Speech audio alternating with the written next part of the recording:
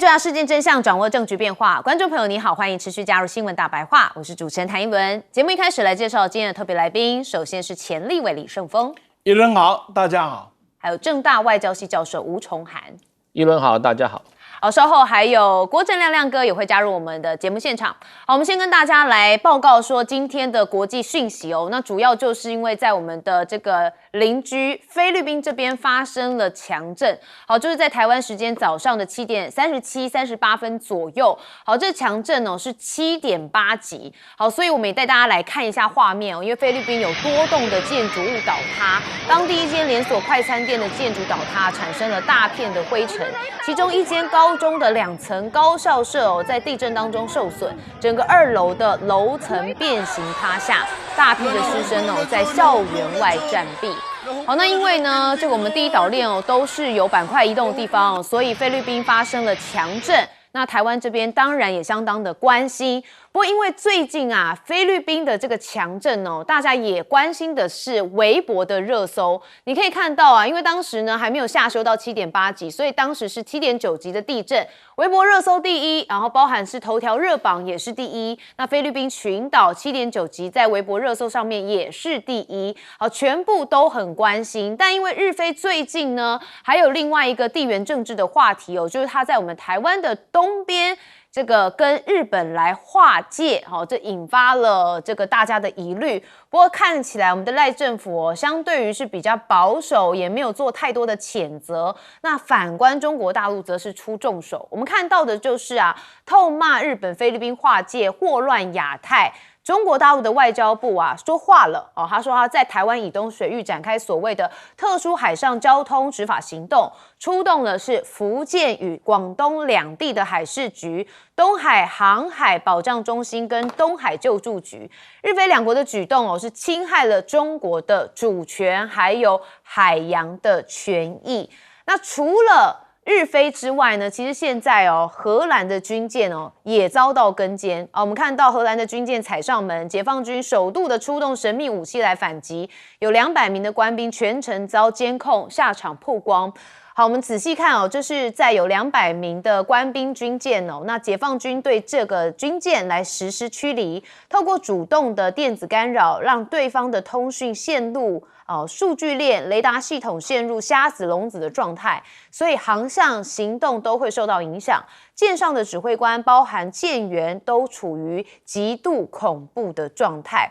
好，这个荷兰皇家的这个7省级的指挥巡防舰叫做德鲁伊特号，那它就是被解放军也出动了反击的部分。好，那欧洲的卫星则是拍到了辽宁舰他们有远洋补给。好，看到这是欧洲的哨兵2卫星公布了5月20号在吕宋岛以东海域捕捉到的辽宁舰清晰的影像。辽宁舰编队呢，当时正在这个海域活动，那他们就记录到一艘大型的舰船正在跟辽宁舰进行横向补给作业，疑似就是9厘鹰型的综合补给舰。好，辽宁舰当时的位置我们带大家看是位在吕宋岛以东大约是570公里处。好，这个处在是菲律宾雷达探测的边缘，那同时也是歼15的作战半径之内。这意味着什么辽宁号其实可以有效的监控周边的态势，同时也保持安全的活动距离。那中国大陆的军事专家呢，对此也有进行一些分析包含是张学龙，他对于美国现在在菲律宾部署了提风导弹系统菲律宾自身也装这个布拉莫斯岸舰导弹另外日本又在西南诸岛部署导弹，他们试图要形成一个导弹链来封锁中国的海空军。那还有这个是环球资讯的观察员魏东旭他说日本现在加速是向菲律宾来移转武器装备的目的，就是实现自卫队主战装备更新换代，为日本出兵海外铺路搭桥。他说日本转让武器装备不只是做军火生意，更是在南海植入了不确定因素。所以你可以看到现在第一岛链感觉日益复杂，而且呢可能会有一些擦枪走火的情形发生。但是中国也不是吃素的他手上其实蛮多王牌，尤其呢这个也让美国被掐死的稀土真的也会掐死日本。我们来看在今年2到4月，中国对日本的钨出口是0哎。好，日本企业试图从他国来进口，但是价格就暴涨了3倍。那各企业为了避免成本上升、降低依赖他们怎么做？用回收废的旧工具来进行循环利用。好，那这个废旧工具是什么呢？刀啦，废弃的刀啊，还有其他的来源来回收钨，那或许可能会成为一个出路。那3月份呢，日本从美国进口的钨废料又比去年同期增加大约10倍。那去年同期日本是从来没有从这个美国进口任何的钨废料，所以现在中国大陆当然有它的底气存在啦。好，那中国大陆管制钨出口发威日本制造业喊苦，因为原料贵10倍，连菜刀都大涨价。那日本也将研发一个国产深海的这个稀土探测器，那希望从深海里头捞一些可以用的一些这个物质啦。那有人就觉得日本现在异想天开想靠深海稀土就能够自力更生吗？那稀土我们大家知道挖很简单，但是提炼很困难，而且它可能会造成一些环境上的污染。这也是为什么美国急起直追，用了他国家的力量来投资其实都还没有办法比上中国大陆现在在稀土上面的竞争。好，我们看到刚开始的菲律宾强震，那确实呢，大家都很关心，包含中国大陆的网友也相当关心。我们先问盛峰委员怎么看？菲律宾这个国家呢，自己真的要自我检讨，那是一个内政、经济、民生、治安没有一项搞得好的国家。这个时候应该是用国家之力，好好的治理好自己的国家，带给人民有新的幸福希望。别忘了，我小的时候，我知道的菲律宾是亚洲的民主橱窗啊，你们都不知道的。那个时候的菲律宾是台湾羡慕的一个国家。我这个年代知道的是他们那个贪污的那个夫人。我们那个时候呢，菲律宾是亚洲的民主橱窗，现在变成橱窗内的民主。所以他应该要好好的改善，因为他有足够的很好的条件，但是就是被网卡玩残。你只要看到菲律宾最近那个参议院开的那3分钟的枪战呢，你就可以知道那是一个什么样的国家了所以不要再闹了，真的，你再怎么闹，你找谁？找日本来跟你一起闹，掐贵铁单都温系耶。为什么？因为日本今天的国力。连美国都要撤退了，日本的国力是吵什么呢？他给菲律宾的军武，你来看看是什么玩意儿？在我看来说，打鸡血都不上了，这等于给迷幻药啊！真的，这一个渣男要骗一个女孩上床，就给了迷幻药一样的道理而已。真的，我这样形容难听，但很传神，对吧？给了船能干嘛？对吧？现在准备要给的几艘的所谓的护卫舰2000吨级。就5艘6艘能干嘛，对吧？那一些的所谓的舰载这个什么陆基的也好的防卫导弹能干嘛？什么都不能干嘛，只把自己国家给拉垮而已。别忘了，今天中国大陆拥有的是战略主动权，不是战术主动权而已。不只是在战场上，它拥有它的优势啊，就是你想用非战场以外的政治、经济所有的力量来对抗于它的时候，它也基本上。做好了实质因应的能力跟准备，这一次的美伊战争里，你就可以看得出来，它的战略主动性已经到什么的程度了。所以这个时候，我们再来看看日本，中日现在是处于一个极为恶性螺旋的这个新冷战时代。是这个冷战时代再下去，对日本是不利的，因为不是甲午战争的中国，不是这个民国1937年的中国，真的不是了。日本还在那边做这个春秋大梦，自己会很惨。所以我很悲观，我认为中日必有，不是一战中日必定会有一个大冲突。只有这个冲突作为一个引点，才会解决问题。你现在了解日本人的性格，你就清楚，他不认为他是战败国啊，他是被逼投降的。你们没有战败我啊。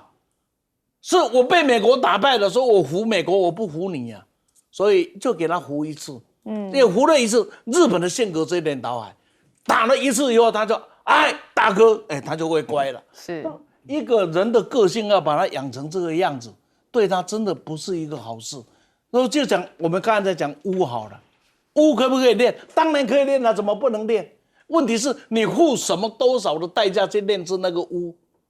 那本来你可以用1块钱买到的钨，现在你用100块还不一定买得到，而且付出的代价不晓得有多少。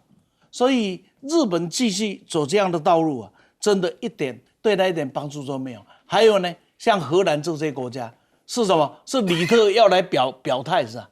要向美国去表态，那搞得这艘船来那里绕，而且还绕进了领海。那么他的目的是希望什么？希望你雷达开动，希望你经济开动，然后就可以吸收的参数。结果中国大陆今天用的最简单的话，就电子战，让你那12分钟什么也听不到，什么也看不到，什么也不清楚。在战场上12分钟的完全处于黑暗的状态中，那是多恐怖的压力呀！是的，中国大陆没有出动经济，没有说就出动一个电子战。其实去问问美国，美国的航母战斗群早就吃过这个电子战的恐怖状态了。好，所以你可以看到现在第一岛链的感觉是情势日益复杂哦。亮哥怎么看？基本上没解啊，没解。你连跟赖清德你都改变不了，你怎么可能改变高市早苗？对不对？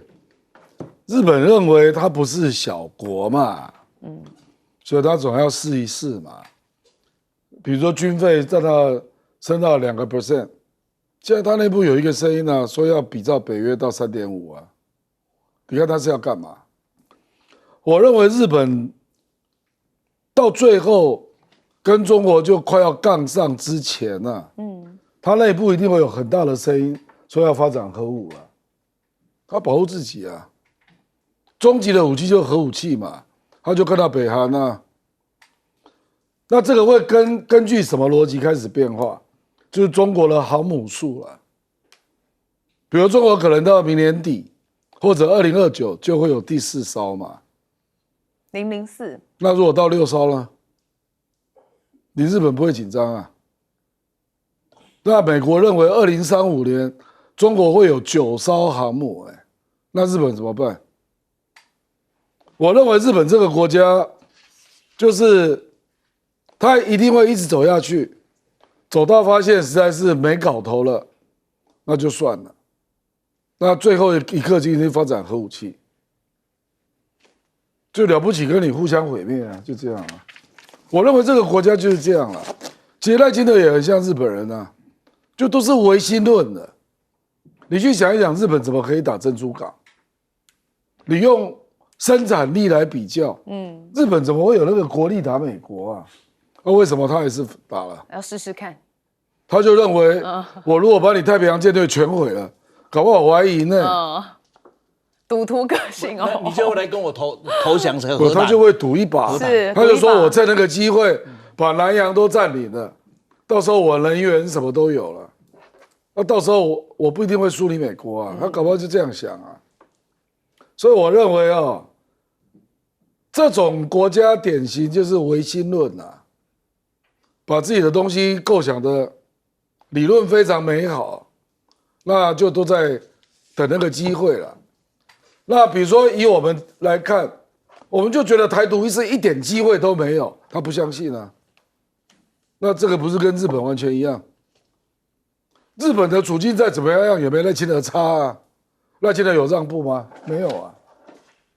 所以我跟你讲，国际政治这种东西啊，能够很务实理性，从那个实际的经济能量、科技能量、军事能量来看自己的处境，这种国家不多至少民进党政府就不是这样的政府了。不然他应该早就知道什么都撞墙嘛。比如说我举个例子啦，这一期的《经济学人》写了一篇文章啊，在泼台湾冷水。他说台湾跟韩国啊，都认为自己半导体、人工智能发展得很好。是啊，那个《经济学人》就说，如果你把半导体跟人工智能排除啊，台湾出口到美国事实上是跌了40%。他说你的传统产业一大堆都被中国打败了，你假装没看到啊？这最明显就是石化业嘛，很多啦哦。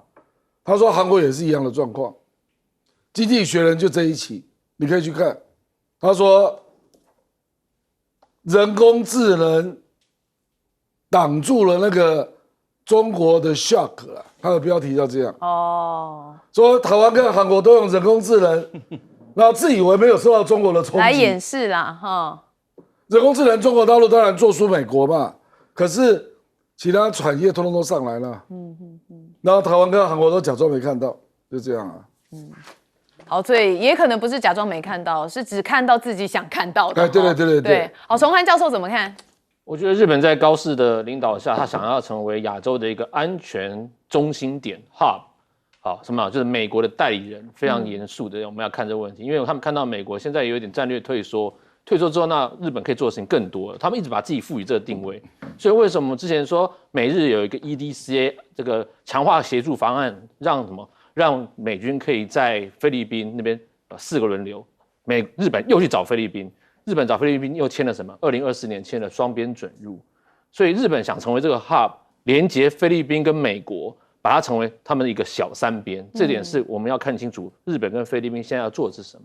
那我们先从这个双边准入开始看好了。2024年双边准入这个 RIA 就是让什么？让日本提供菲律宾人员训练，好，再来就是雷达，这非常重要的，并且透过所谓的官方安全援助，我们讲的这个 OSA Official Security Assistance， 给予菲律宾需要的船舰。刚才是委员有讲，巡逻艇，好，给他船。那日菲在做什么？日菲就是剑指中国，要从这个安全上面建立一个日菲的小三边。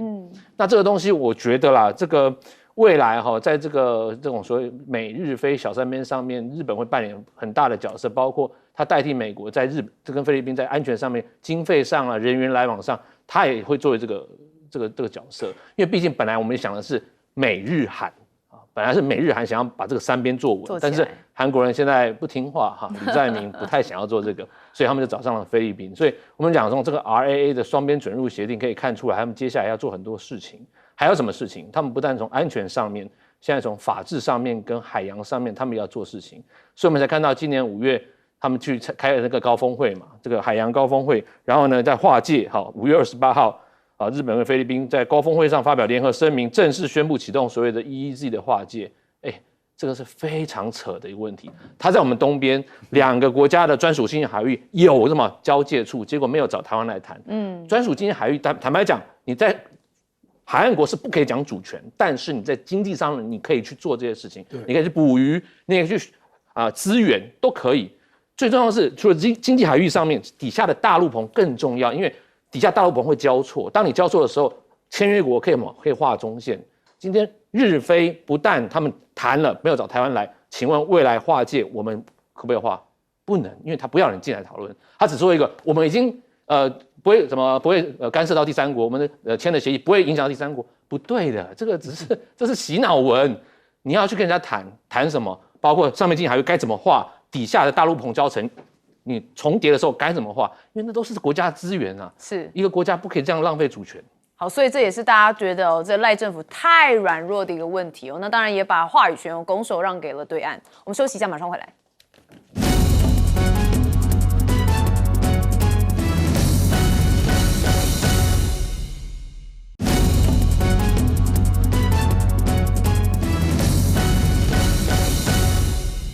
好，我们看到中国现在崛起当中哦，所以解放军目前呢，它也有一些大秀实力的展现哦。那当然也要应对日本哦。我们看到了对标爱国者，现在红旗16F 的飞弹现身，东部战区实测射程160公里，疑似已经部署对台前线。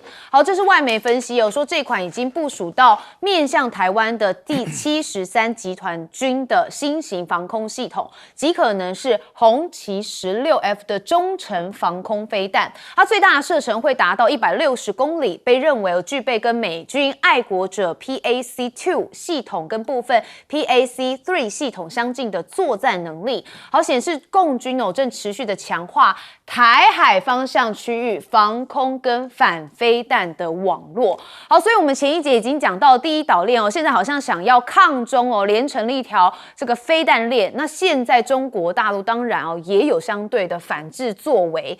那中国的歼35A1出口巴基斯坦现在外媒有一些想法。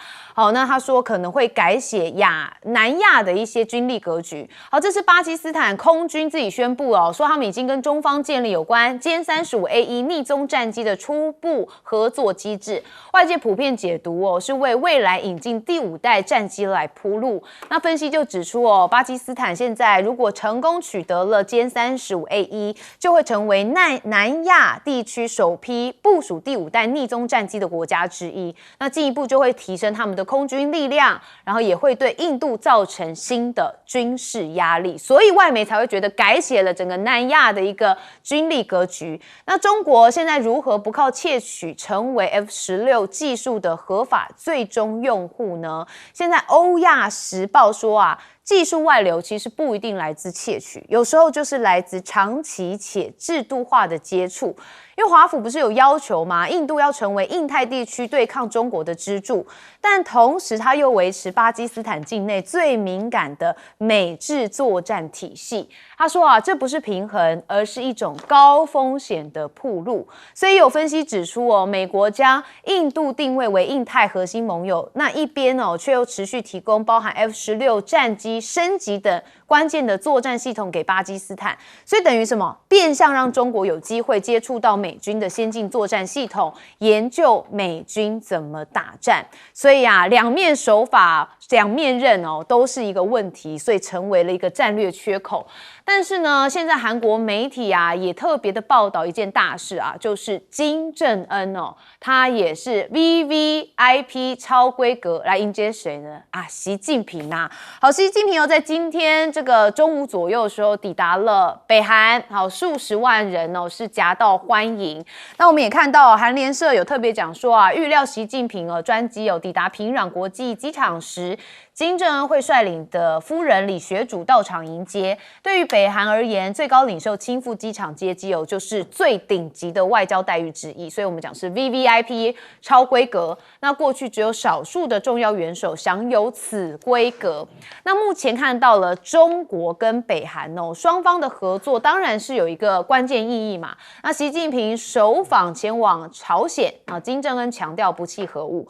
看到金正恩说国家的核武力量必须在数量上持续性的加速扩大，未来按几何数字的规模来强化国家核武力量的庞大计划，未来5年之内将把该国的导弹生产能力提高1倍以上。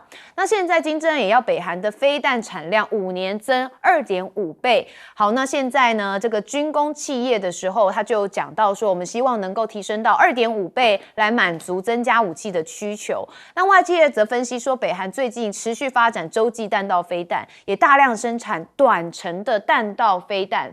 那当然呢，他们的飞弹库存跟量产能力就使得大家都关注。好，另外跟北韩互动密切的就是俄罗斯了，也是推动北韩飞弹技术趋于成熟的关键角色。所以你可以看到，包含第一岛链，真的是状态非常的紧绷好，那我们要再关注的就是伊朗了4波飞弹攻击以色列。那目前就是华盛顿的最新的讯息是7号的时候，以色列空袭黎巴嫩首都贝鲁特南部，伊朗也随即发动至少4波的飞弹攻势来反击以色列。这是美伊4月停火以来，德黑兰首度锁定耶路撒冷，也是这场中东战争最严重的一次升级。但是这一场升级我们看到川普其实有喊话伊朗要重回谈判桌。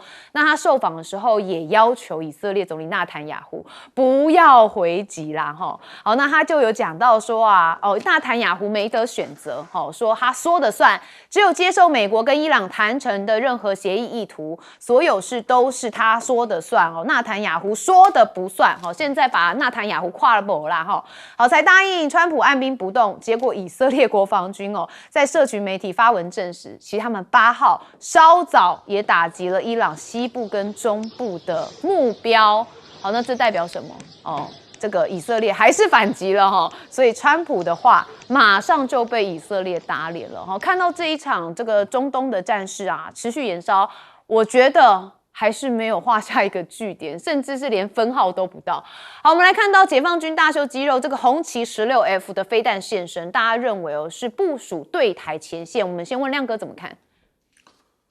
这个红旗 16F 这个73军团是在厦门，那因为它基本上是针对15公尺到27公里这个高度，做拦截，它是地对空嘛，所以它针对的目标就是包括战斗机啦，比如说台湾跟美国的战斗机飞到福建还有针对远程的飞弹、巡弋飞弹比如说战斧飞弹还有无人机，它都可以做拦截了大概是这样了。所以你说它是不是针对台湾？那当然是啊，因为它在厦门嘛那他这次去拉好远，拉到那个内蒙古那边去做演练嘛，就看能不能真的打下来这样所以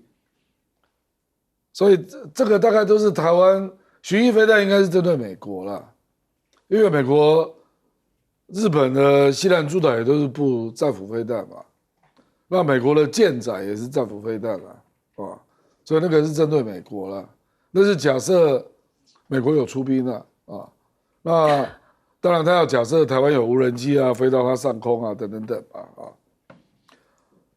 那我觉得金正恩其实跟中国大陆很难有现在的结论这个比较虚啦，就是中国大陆要表现说要谈北韩问题，不要忘了中国那北韩呢也希望能够从中国得到一些援助嘛可是你不要忘了这个习近平出发之前，金宇镇特别放话，说核武器不是谈判的议题了，所以北韩是一定要拥有核武就是了。是那中国跟美国现在还在讲朝鲜半岛无核化，我觉得这个已经脱离现实了。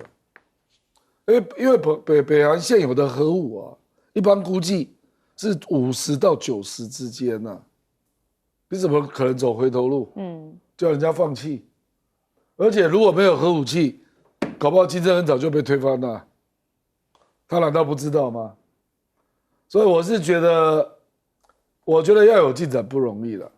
即便你要谈图们江的议题，那俄罗斯也要在那如果要谈金正恩，你是不是要跟川普见面了这也不方便由中国来谈没错所以我觉得。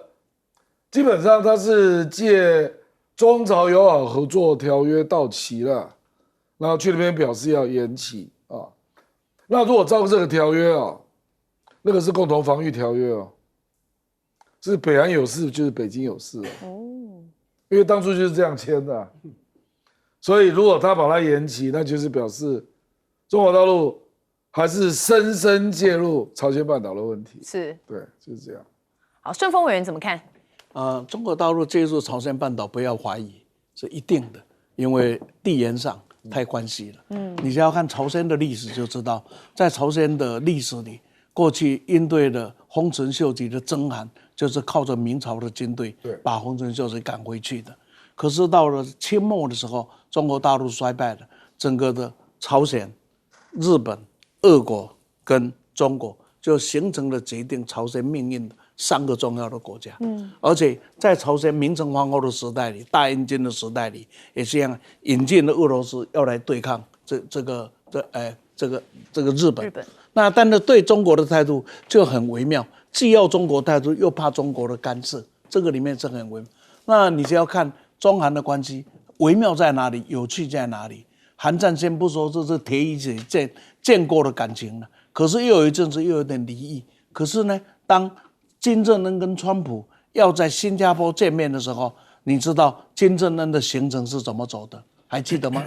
是平壤坐火车到北京，然后由中国大陆派专机送他到新加坡。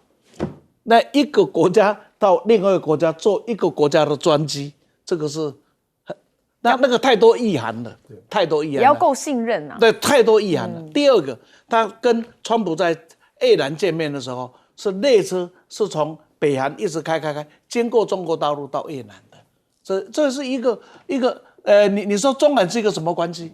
然后去以前先跟习近平会面，回来以后再跟习近平碰一起。所以你说中朝是一个什么？你会扯不清。那朝鲜对中国有没有戒心？说没有啊，那是骗人的啊。说完全不要中国嘛，那也是骗人的。所以相对选择起来，有一个国家叫做俄罗斯，显然威胁不大，因为俄罗斯威胁它太大的时候，中国大陆是会有意见的。可是呢，俄罗斯对整个的朝鲜的援助啊，对朝鲜来讲，它是蛮安全感的，这是一个很奇特的地方啊。那全世界可能还在想另外一个问题，这个问题就是啊，朝鲜继续封锁它，逼着他去搞这一些有的没有的，或是开放的朝鲜，解除封锁的朝鲜，对世界比较有利，或者是直到今天继续封锁制裁比较有利。我觉得这个问题上，好像在我们的这一个讨论里面，至少我看到了很多的讨论，很少去看到，只有想到把它压，结果压出了一个亚洲的怪物啊！这个怪物现在最大的威胁不是南韩了，最大的威胁是日本了。日本吓死了，那个恩怨情仇，很抱歉了，只有仇啊，没有恩了，只有怨了。日本吓死了。好，崇涵教授怎么看？这部分很有趣哈，美国跟以色列，中国跟朝鲜，感觉就是两个他们的彼此之间的大国跟代理人的关系。美国跟以色列怎么搞的？川普说，感觉你要听我的，有点管不住纳坦雅胡。不过在纳坦雅胡2月6号去白宫作战简报的时候，我觉得那个时候川普就有点动气了啦。还有川普的官员，包括那时候大家都讲说，纳坦雅胡要什么？然后纳坦雅胡说，不仅要那个暗杀啊。我还要什么政权更迭？我还要这个让人民起来抗议。结果中情局雷克里夫说他在乱讲啊，然后卢比欧就补枪说这个他就是鬼扯啊，大家都觉得你在鬼扯。可是纳坦雅胡在坚持什么？坚持到甚至5月你还去炸黎巴嫩，炸完之后川普叫你停，你还不停，还继续打啊？那你觉得川普会忍得住这个气吗？我觉得川普现在有点忍不住气了啦。那相较于这个美以之间的这种很奇怪的关系，又在战争边已经到了战争又停不下来，中朝感觉想要稳定下来。习这次去朝鲜只想稳定中朝关系，也避免竞争太往俄罗斯那边靠拢。因为乌俄战争的时候，把俄罗斯跟朝鲜拉得蛮紧的。对。那其实这一次习到朝鲜主要谈什么？我蛮赞成亮哥的说法了。核武不是主要的议题了，核武议题坦白讲。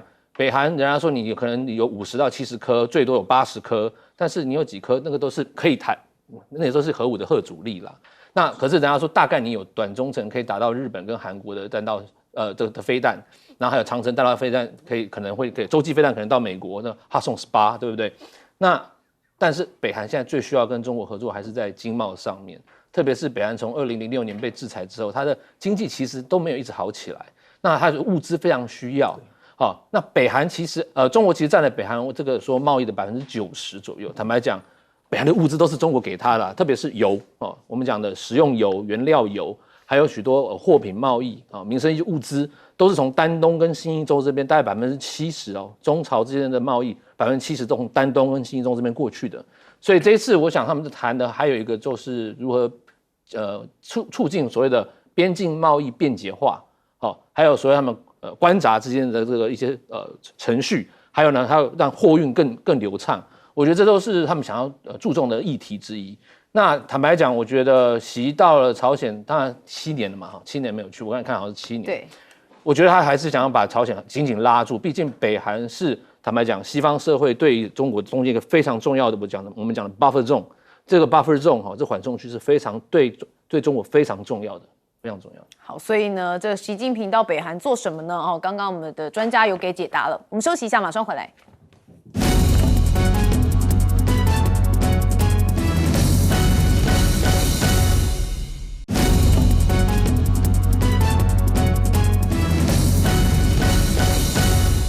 好，这几天大家最关心什么呢？就是股市哦。上周五看到美股啪啪啪，费半跌了10%点多，大家都吓呆了哦。今天台股也差不多，但还好算是有一点回神呐。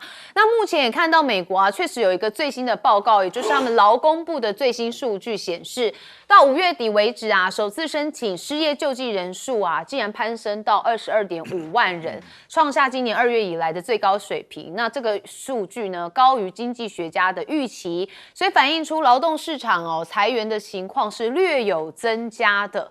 好，那川普呢，他当然在上周的时候啊，对于大家市场的恐慌啊，他其实有在安定人心因为当时有个非农报告嘛所以他就说啊，随着刚宣布的就业报告是非常良好的，所以股票应该上升而不是下跌。然后他说200年都是这样。经济成长不等于通膨，一个国家如何才能达到伟大呢？那他有讲经济好转不应导致加息，所以美国存在债务问题，还有很多的问题需要解决。那他就讲说啊，每当数据表现良好，市场就会下跌。他认为这是联储局会加息。那他看法是当一个国家经济表现良好时，就不应该通过加息来惩罚它。他说，当然我们有债务问题，有很多事情要解决处理，那有很多的计划要推进。他希望进一步的扩大国防开支。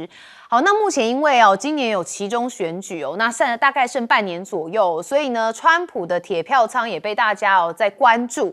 那现在《金融时报》有警告说，其实更深层的危机就是川普最核心的票仓，因为白人的福音派基督徒内部悄然蔓延，他们开始质疑这位在发布 AI 耶稣合成照跟天主教宗隔空交火，甚至还把战争包装成神圣旨意的总统，究竟是在捍卫基督价值，还是在亵渎神明所以呢，有一些 mega 的人也不是很满意嘛那同时有高达68%的美国登记选民不支持川普对通膨跟生活成本的处理方式，就连他们自家的选民也都不同意川普的这个财经政策比例，那从1个月前的26%暴增到43%的不同意。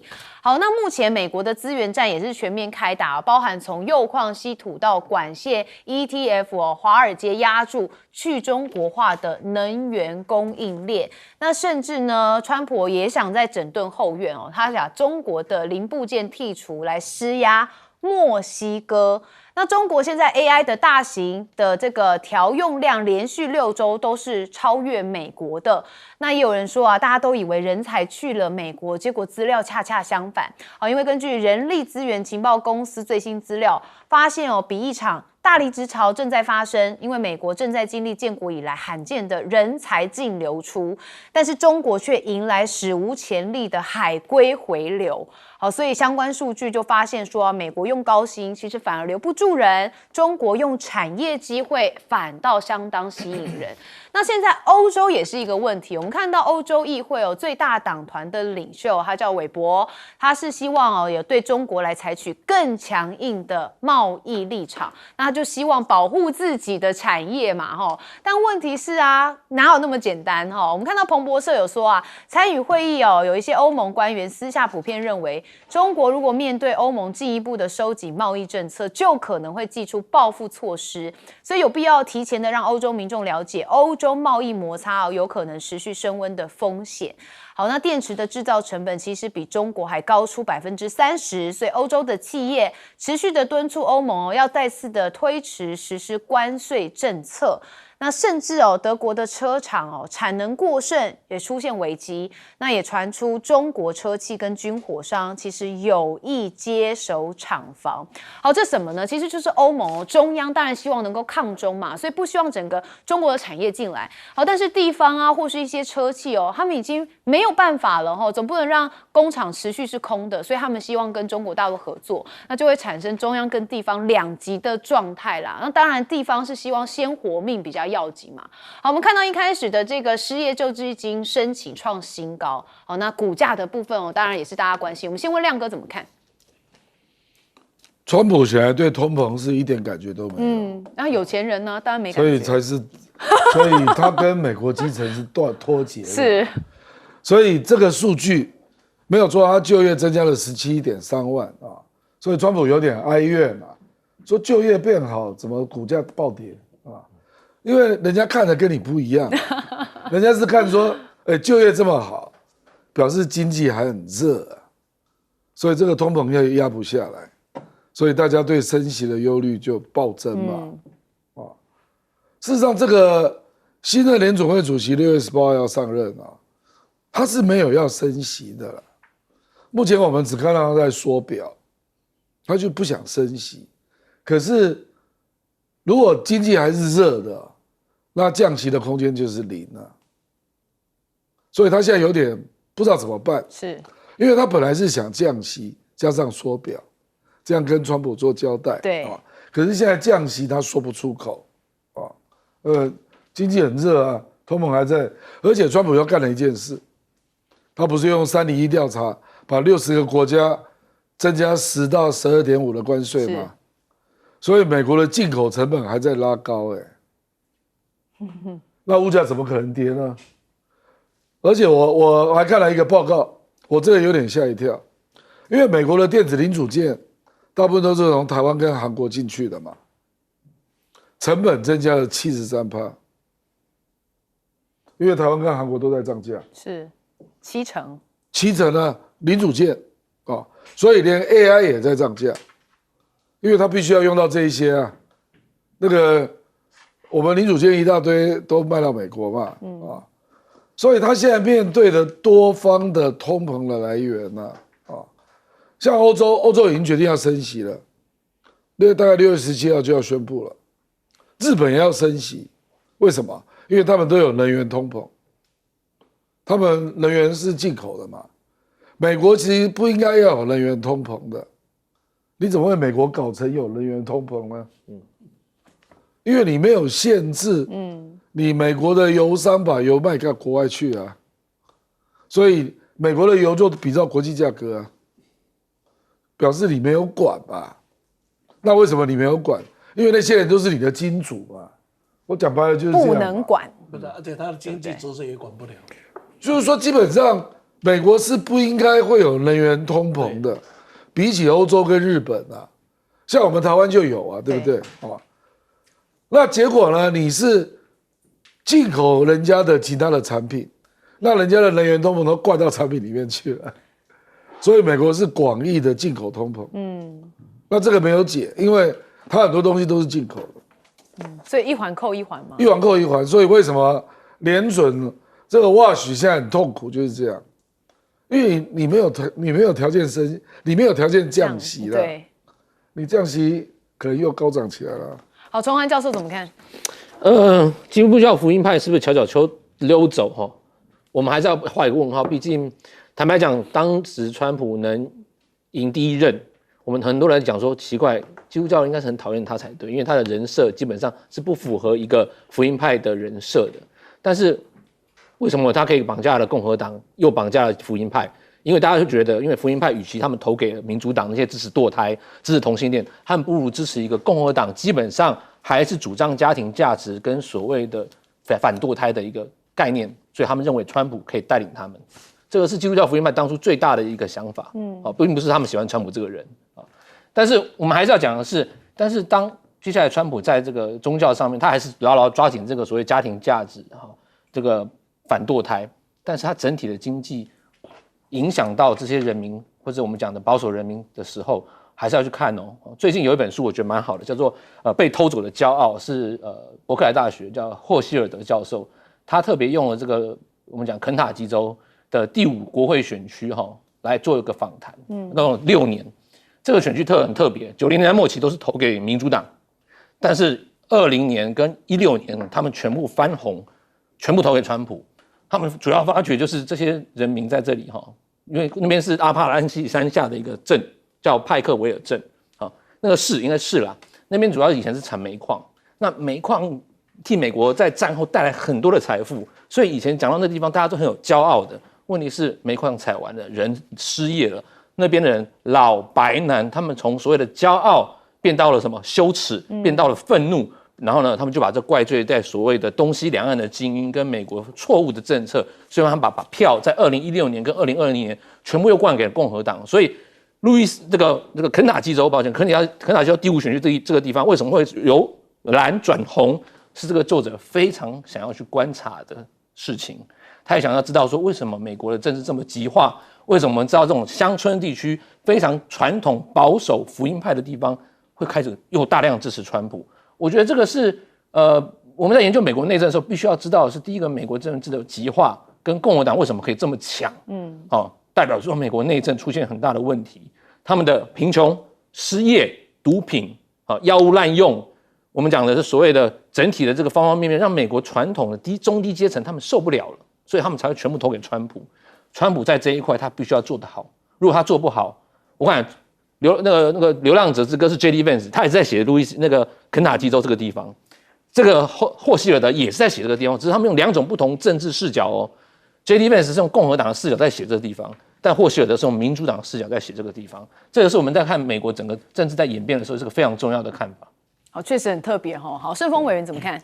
像欧洲的问题啊，我就用最近我看了一个访谈了，Volkswagen啊，全世界最大的汽车制造商啊，也是事实上拥有世界最多名牌品牌的汽车制造集团 Volkswagen 的这个总裁啊，在接受访问、接受德国记者挑战的时候，他的极端话真的很扎我的心，也是我们要注意的。他那个记者问他说：“为什么现在你还继续投资中国？为什么还继续在中国制造？而现在德国的制造已经成这个样子？”他的回答是这样子：假如我不在中国制造，我在中国制造的车子，我赢不了中国的车厂，我就没有机会赢得了世界。这句话，请各位想一想，为什么他说在中国的炼工坊里面呢，经过一番的厮杀呢，长大出来的中国的制造力、创新力啊，已经超过了我们。在整个的中国里面，我发现到了那一种追求成功的欲望啊，远远大于我们只追求安稳过日子的欲望。我想这个就告诉我说，不管政客们讲的再多啊，这个拥有世界最强的汽车制造商Volkswagen的总裁是这样的回答：我没有办法在中国制造，我没有办法赢得中国的车厂，我没有办法赢得了中国的市场，我就没有能力赢得了世界的市场。这句话好像也可以给台湾的朋友。他的营收有35%在中国，是吧？不是没有错，他的市场在那，就是他没有赢，我就赢不了世界。那再过来呢，就是人潮的回流。事实上，我们也不要看数字，那看趋势就好了。中国大陆现在的研究经费是不是每年不断的在增加？研究经费跟增加回来就100%嘛。第二个，制造业能力在增加，创新的能力在增加，创业的能力在增加，全世界的资金绝对不像台湾某些人讲的都从大陆撤退了，所以你看到大量的资金现在不断的在投资进去。当资金来了，创新的机会来了，创造的机会来了，研究的机会来了，你说他干嘛还要去美国呢？在自己的故乡有什么不香呢？更重要的是大陆的发展是层次性的发展，沿海完了以后，第2波、第3波这样陆续的发展，这个你会感受啊，会非常的深。这是所以为什么去了会再回来，会再回流，一个蛮重要的一个因素啊，那就是东升西降啊，看着一个逐渐在上升的中国，看着一个逐渐在下降的美国，而这个趋势现在好像改变不了。是，那美国的问题大家都知道，但是大家都不知道该怎么处理，都知道问题在哪里，也都知道该怎么处理，但是就不晓得怎么样子能够落实。这就是一种无力无奈感了。